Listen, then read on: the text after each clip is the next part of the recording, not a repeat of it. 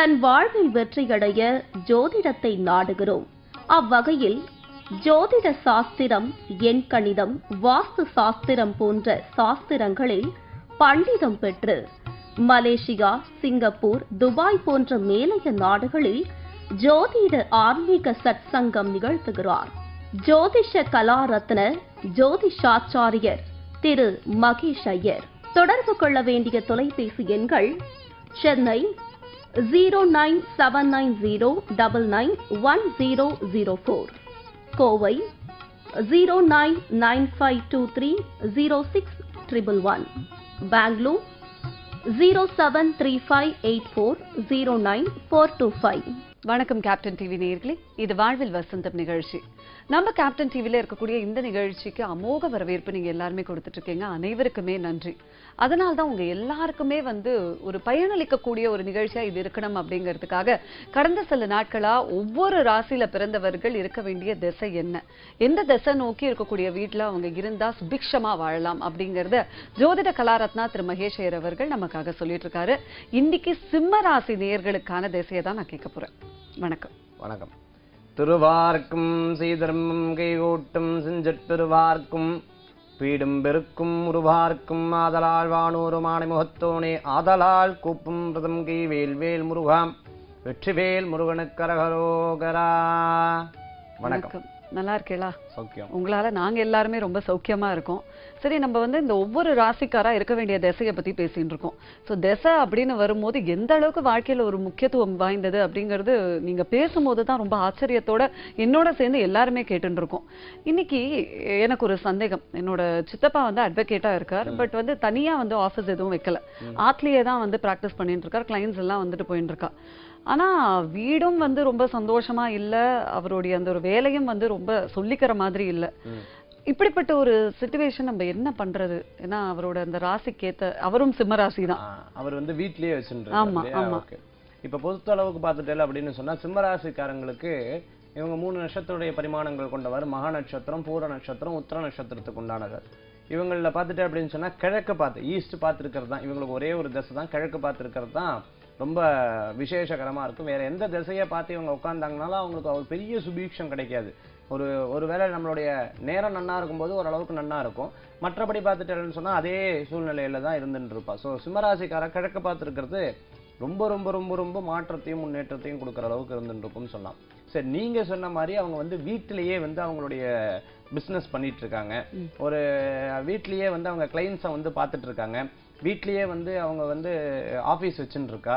இது ஒரு வேளை எந்த திசையை பார்த்து இருந்ததுன்னா ரொம்ப நல்லா இருக்கும், நல்ல முன்னேற்றத்தை கொடுக்கும், நல்ல மாற்றத்தை கொடுக்கும் அப்படின்னு பாத்தீங்கன்னு சொன்னா இவருக்கு வீட்லயும் அந்த ரூம் அவருக்கு கிழக்க பார்த்து தான் இருக்கணும்.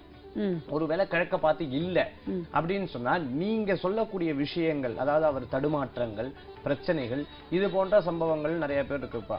இது நான் ஒருத்தரோட ஆடிட்டருக்கு நான் போய் பார்க்கும்போது பார்த்துட்டு இருந்தேன்னா அவர் திருவான்மியூர்ல இருக்காரு. ஸோ அவருக்கு போய் பார்க்கும்போது பார்த்தீங்கன்னா அவர் வீட்லேயே அவருடைய ஆஃபீஸ் வச்சுட்டு இருப்பார். மேலே வீடு, கீழே ஆஃபீஸ் இருந்துருப்பார். கீழே ஆஃபீஸ் இருக்கும்போது மேலே வாசல் அவருக்கு என்ன சொல்றதுன்னா, மேலைக்குன்னு தனியாக ஒரு வாசல் இருக்கு, கீழத்துக்குன்னு தனியாக ஒரு வாசல் இருக்கு. அப்போ கீழே மேலே அவர் கிழக்க பார்த்துட்டு இருந்துட்டு இருக்கார், கீழே வடக்க பார்த்துட்டு இருந்துருக்கார். அவர் ராசிக்கு பார்த்துட்டுனா கிழக்கு தான் நல்லா இருக்கும், தெற்கு கிழக்கு தான் நல்லா இருக்கும். அவருக்கு வடக்கு விஷயம் நல்லா இல்லை. மேல வீட்டுல எந்த ப்ராப்ளமும் கிடையாது. வீட்டுல நல்லா சுபிக்ஷமா இருந்துட்டு இருக்காரு, நல்லா திருப்தியா இருக்கு. இந்த ஆபீஸுக்கு வந்தா மட்டும் கிளைண்ட்ஸ் கேட்கக்கூடிய கேள்வி பார்த்துட்டேன்னா ஒரு கிராஸா தான் பேசுவா. அதே மாதிரி வேலை செய்யறவாளுக்கெல்லாம் உடம்பு சரியாம இருந்துட்டே இருக்கும். கீழே யாரெல்லாம் வராலும் நிரந்தரமா இருக்க மாட்டா. ஸோ அவர் கேட்ட, சார் வீடு பெர்ஃபெக்ட் வாஸ்து பிரகாரம் இருக்கு, வீடு பெர்ஃபெக்ட் வாஸ்துவா இருந்துட்டு இருக்கு. பட் என்னன்னு தெரியல, வீடு ரொம்ப நல்லா இருக்கு, கீழே ஆபீஸ்ல வேலை ஆட்கள் யாருமே தங்க மாட்டேங்கிறாளே அப்படின்னு கேட்டிருந்தேன். ஸோ நான் அவங்களுக்கு சொன்ன ஒரே வார்த்தை, உங்களுடைய வாசல் பார்த்துட்டேன்னா உங்களுக்கு இருக்கக்கூடியது உங்களுடைய ராசிக்குண்டான தசை இல்லாம இருக்கு, இதுதான் காரணம் அப்படின்னு சொல்லியிருந்தேன். அவருக்கு நான் ஏற்கனவே சொன்ன மாதிரி ஒரு பிராயஸ்தம் சொல்லியிருந்தேன். அவர் அந்த பிராயஸ்தத்தை பண்ணியிருந்தாரு, அவர் அந்த இதை வச்சிருந்தாரு, ஓரளவுக்கு நல்ல மாற்றம் வந்தது. சரி, இதே மாதிரி வீட்டில் வச்சிருந்துருக்கிறவாளுக்கு இதுவே சிம்ம ராசிக்காராளா இருக்கும்பொழுது அவளுக்கு என்ன பண்ணணும் அப்படின்னு பார்த்தீங்கன்னா, நிறைய வீட்டுல மயில் இறகா நீங்க பார்த்துருப்பீங்க. சோ இந்த மயில் இறகு வச்சிருந்தா இந்த பள்ளி வராது, கரப்பாம்பூச்சி வராது, இப்படி எல்லாம் சொல்றத பழக்கமா சொல்லிட்டு இருப்பா. இருந்தாலும் மயில் இறகு வச்சுன்னு இருக்கிறவா இந்த மயில் இறக வந்து பார்த்துட்டீங்கன்னா ஃப்ரேம் பண்ணி வைக்கிறவா நிறைய வீட்டுல பார்த்துருப்பேன்.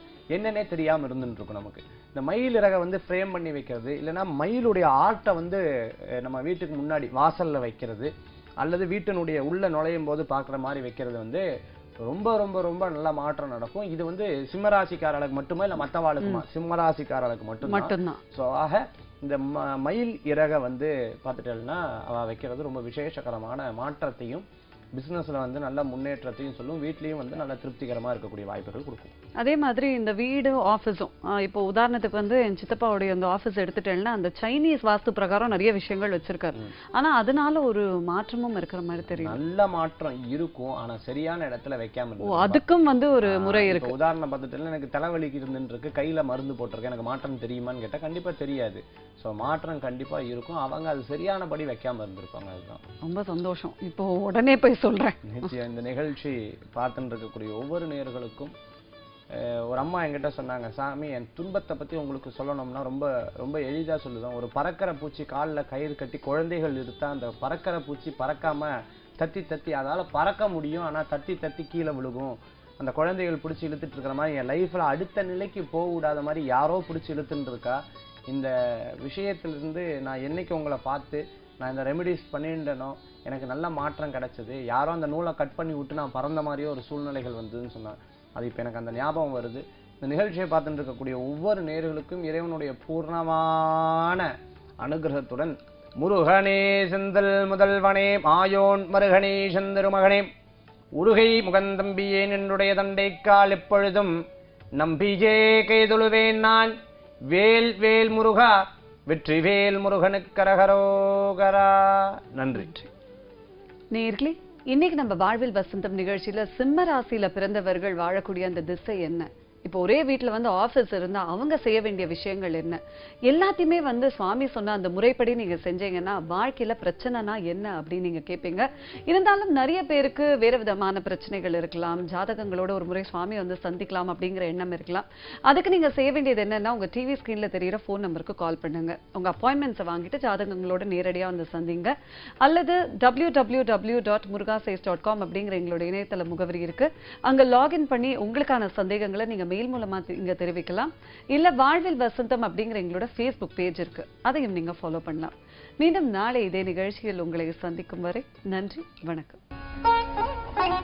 ஜோதிஷ கலாரத்ன ஜோதிஷாச்சாரியர் திரு மகேஷ் ஐயர் அவர் நடத்தும் ஜோதிடம் எண் கணித வகுப்புகள், அடிப்படை வகுப்புகள் 2 நாட்கள், ஜாதகம் எண் கணித வகுப்புகள் 1 மாதம். சென்னை 09790991004, கோவை 09952306111, பெங்களூர் 07358409425.